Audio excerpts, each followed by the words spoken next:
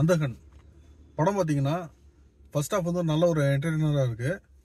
Second ஹாஃபில் வந்து towards climax கொஞ்சம் லாக் இருக்குது. அது மாத்திரம் குறைச்சிருந்தாங்கன்னா படம் நல்லா இருந்திருக்கும். இந்த படம் வந்து பார்த்தீங்கன்னா ஹிந்தி படம் அந்தாதுனோட தமிழ் ரீமேக் தான். இந்த படத்தில் ஓப்பனிங்கில் பார்த்தீங்கன்னு வச்சுங்களேன், அந்த படத்தில் வந்து இந்த வயல்லலாம் ஒரு முயல் ஓடுற மாதிரி இருக்கும், அதை வந்து சுடுவாங்க. ஸோ நம்ம ஊரில் வந்து முயல்லாம் பெருசாக கிடையாது. ஸோ அது தமிழாக்கம் பண்ணும்போது வேறு ஏதாவது வச்சுருக்கலாம். ஸோ அது மிஸ் பண்ணிட்டாங்க. அதே மாதிரி அந்த முயலோட கிராஃபிக்ஸ் வந்து ரொம்பவே மோசமாக இருந்துச்சு. அது கொஞ்சம் பெட்டராக பண்ணியிருக்கலாம். படத்தோட கதை என்னென்னா, பிரசாந்த் வந்து அவர் ஒரு பியானிஸ்ட்டு. ஸோ ஒரு மியூசிக்குள்ளே வந்து ஆழமாக போகணுங்கிறதுக்காக அவர் என்ன பண்ணுவார், ஒரு குருடனாகவே அவர் வந்து வெளி உலகத்துக்கு காமிச்சுப்பார்.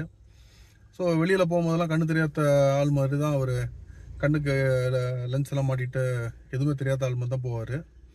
ஸோ அவர் நார்மலாக மியூசிக் போடும்போது அவருக்கு பெருசாக ரெகக்னிஷன் கிடைக்கல.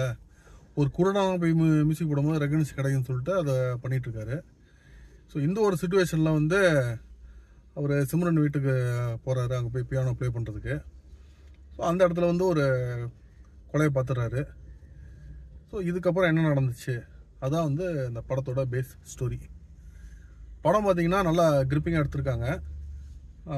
ஹிந்தி படம் வந்து ஒரு 100%னா இது ஒரு 70 to 80% மேட்ச் பண்ணிட்டாங்க.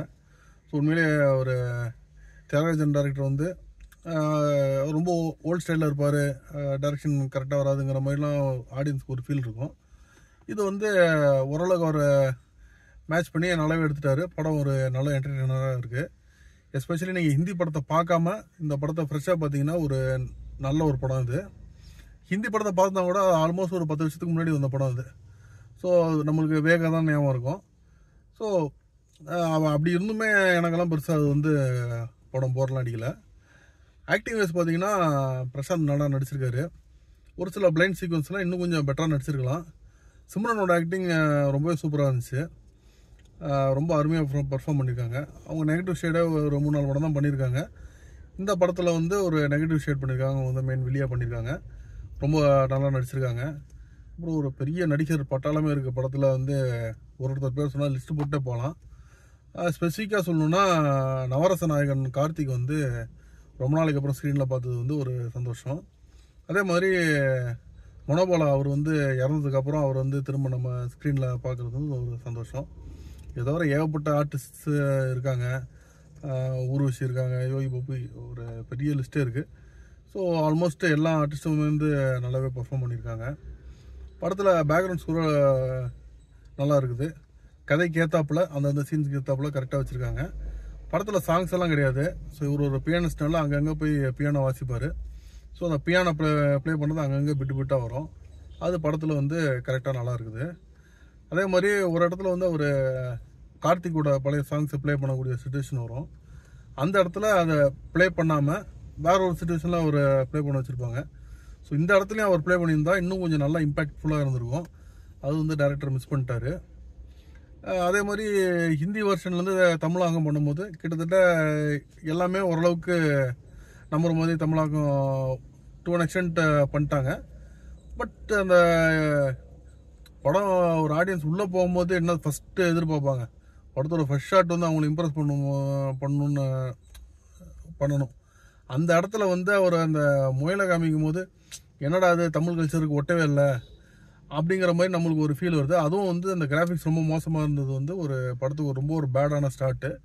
பட் அதுக்கப்புறம் நீங்கள் அதை கடந்து போயிட்டீங்கன்னா அந்த படம் ஓரளவுக்கு நல்லாவே போயிட்டுருக்கு. அதே மாதிரி ஒரு சின்ன பையன் கேரக்டர் ஒன்று வச்சுருந்தாங்க. ஸோ அந்த பிரசாந்தை வந்து வீடியோலாம் ரெக்கார்ட் பண்ணி எவிடன்ஸ் எல்லாம் கொண்டு வந்தது. அது இந்த எனக்கு அந்த ஹிந்தி படத்தில் எப்படி வந்துச்சுங்கிறத மறந்துட்டேன். பட் இந்த படத்தில் வந்து இப்போ பார்க்கும்போது அந்த கேரக்டரை யூஸே பண்ணல, தேவையில்லாத ஒரு கேரக்டர் மாதிரி தான் தோணுச்சு. அது வந்து கொஞ்சம் கேரக்டர் டோட்டலாக கூட அவாய்ட் பண்ணிடலாம். பிரியானந்த் நல்லா பர்ஃபார்ம் பண்ணியிருக்காங்க. பிரியானந்த் ஃபர்ஸ்ட் ஹாஃபில் வந்து ஒரு இம்பார்ட்டன்ட் கேரக்டர் ப்ளே பண்ணுறாங்க, பிரசாந்தோட லவ் இன்ட்ரெஸ்ட்டு. செகண்ட் ஹாஃபில் அவங்களுக்கு கேரக்டரே இல்லை. ஒரு 2 இடம் ஜஸ்ட் ஒரு அவங்க ஃபேஸ் தெரியுதே தவிர கிளைமேக்ஸில் வந்து ஒரு சீன் இருக்குது. அவங்களை வந்து கொஞ்சம் கூட யூஸ் பண்ணியிருந்தோம் செகண்ட் ஹாஃபில். ஏன்னா அந்த ஒரு கேரக்டர் வந்து ஒரு இம்பார்ட்டன்ட் கேரக்டராக ஃபர்ஸ்ட் ஹாஃபில் ட்ராவல் ஆகி செகண்ட் ஹாஃபில் ஒன்றுமே இல்லாமல் போயிடுது. ஸோ ஓவராலாக வந்து ஒரு நல்ல ஒரு படம். இந்த படம் ரிலீஸ் டைம் தான் வந்து ரொம்ப ஒரு தப்பான டைம் மாதிரி தோணுது. ஏன்னா வந்து ஆக்டர் பிரசாந்த் வந்து ஒரு ஃபீல்ட் அவுட்டில் ஒரு சுச்சுவேஷனில் இருக்கார். இப்போ அவர் வந்து விஜய் கூட வந்து கோட் படம் நடிக்கிறாரு.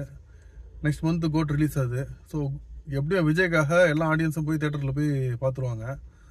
ஸோ அந்த ஆடியன்ஸ் வந்து பக்கத்தில் பிரசாந்தை பார்த்தோன்னா அவங்க வந்து நல்லா இம்ப்ரெஸ் மீன் ரெஜிஸ்டர் ஆவார் இவர். அந்த படம் ரிலீஸ் ஆகி ஓடி முடிச்சதுக்கப்புறம் அடுத்த அது ஒரு 1 மந்த்துக்கு அப்புறம் இந்த படத்தை ரிலீஸ் பண்ணியிருந்தாங்கன்னா, ஓ நம்ம கோட்டில் பார்த்த பிரசாந்தோட படம் அப்படின்னு சொல்லிட்டு இவங்கெல்லாம் வந்து அந்த படம் எப்படி இருக்கும் அப்படிங்கிற ஒரு ஆர்வம் வந்து கிரியேட் ஆகிருக்கும். இந்த படம் நிறைய ப்ரொமோட் பண்ணி ரிலீஸ் பண்ணியிருக்காங்க. பட் அந்த ஆர்வம் பெருசாக கிரியேட் ஆகலை. ஒரு பாசிட்டிவ் வேர்ட் ஆஃப் மவுத் ஆகி கிரியேட் ஆகி ஹிட் ஆனதான் உண்டு. ஸோ கண்டிப்பாக ஹிட் ஆகக்கூடிய ஒரு படம், பிரசாந்துக்கு ஒரு கம்பேக்காக இருக்க வேண்டிய ஒரு படம். ஆனால் ஒரு ரிலீஸ் டைம் வந்து தப்பாக இருக்குங்கிற மாதிரி எனக்கு ஒரு ஃபீல் இருக்குது.